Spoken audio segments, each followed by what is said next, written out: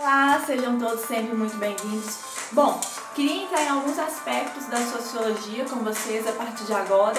Nós que já há algum tempo temos falado desse processo constante de modificação, de adaptação pelos quais a nossa sociedade passou e passa ao longo de todos esses períodos, nós precisamos entrar em um assunto que é cada vez mais pertinente no nosso meio social e que está cada vez mais presente nas discussões. Violência, sociedade e violência, modernidade e violência. E como que esses aspectos eles implicam no nosso cotidiano, no nosso dia a dia. Para isso, nós temos que entender o posicionamento de um pensador extremamente relevante que trouxe contribuições enormes no estudo da sociologia, principalmente nesse aspecto que nos remete à violência, Max Weber. Max, que traz para nós toda aquela definição do Estado moderno. O que é o Estado moderno? O Estado moderno é aquele Estado no qual nós que já previamente passamos pelo pacto social, que é aquele momento no qual a sociedade, visando uma melhor organização e manutenção desse desenvolvimento, percebe a necessidade de uma organização maior e de termos representantes, já que, como aumenta o número populacional, não tem como todo mundo manifestar opinião ao mesmo tempo, então nós precisamos abrir mão de um pouquinho dos nossos direitos, que seriam os direitos de liberdade, para que alguém possa fazê-lo em nosso nome, que seriam as figuras dos nossos representantes. E esses representantes, eles teriam o domínio do poder jurídico e da força física. O domínio de maneira monopolizada, mas monopolizada no sentido dele ser legal, dele ser legítimo. Bom, então Weber traz para nós essa concepção do que seria esse Estado moderno, que é esse Estado no qual eu tenho normas e leis muito bem definidas, que são aplicadas a todos indistintamente, já que o meu objetivo principal é primar pela organização e, consequentemente, desenvolvimento desse meio social. Então, eu preciso de leis que apliquem a todos em igual medida. Então, eu começo a ter uma descentralização desse poder, que ele é, a princípio, monopolizado, mesmo tendo uma concepção inicial centralizada. Por quê? Vamos entender. O poder ele está centralizado na mão do representante. Ele detém tanto o poder jurídico quanto o uso da força física.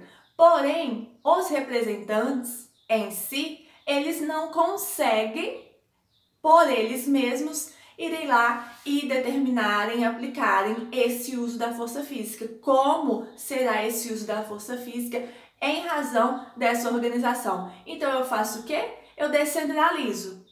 O poder, o monopólio é meu, mas como eu mesmo não tenho essa condição de fazê-lo, eu peço que alguém o faça em meu nome. Então, o monopólio, o poder e a força do poder e da força física, ele é centralizado na figura do seu representante. A gente tem que entender isso. Quando nós falarmos em Estado moderno, que vierem nos questionar o monopólio do poder jurídico e da força física, ele é centralizado, porque o único que pode usá-lo é o representante. É ele quem detém essa violência legítima, mas como ele não pode agir por si só, em razão desse crescimento, desse desenvolvimento sempre constante, ele descentraliza e alguém o faz em nome dele. Bom, então nós temos essa visão do Estado moderno, e dentro desse Estado moderno que tem leis rígidas, muito bem definidas, que todos devem segui-los, entra para nós a questão da violência frente ao Estado.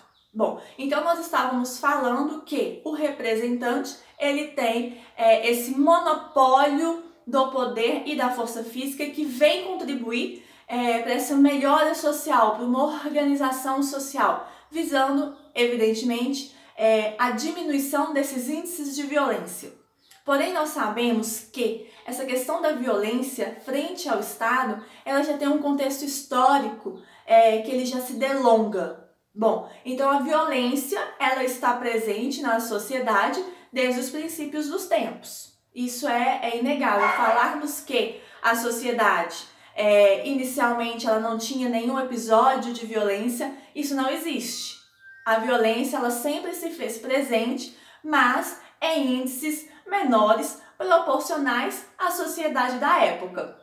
Bom, então se a sociedade ela começa a desenvolver, ela começa a crescer tanto em expansão territorial quanto populacional, é natural que esses índices de violência eles acompanhem esse desenvolvimento. O Estado entra para tentar evitar ou reprimir esses índices de violência, já que no Estado moderno é dele o monopólio dessa força legítima, dessa força física. Então, se ele detém esse monopólio, ele pode usar tanto da coação física quanto imaginária ou associativa, vamos colocar dessa forma. Essa repressão que vai agir diretamente na psique da pessoa, dela saber que alguém está por detrás e faz essa violência psicológica. Então eu vou agir diretamente no subconsciente dessa pessoa, mesmo que a agressão física não chegue. A psicológica ela já vem ajudando a cumprir nesse papel de cessar essa violência ou que seja pelo menos diminuída. Então esse estado, já que ele pode usar dessa força, ela pode ser tanto física quanto psicológica, ele vem e faz uso dessa força para tentar reprimir ou diminuir essa violência. Diante disso, nós temos um fator importante que nós devemos considerar, porque o Estado ele é o único que pode usar de violência de maneira legítima, porque é dele o monopólio do uso da força.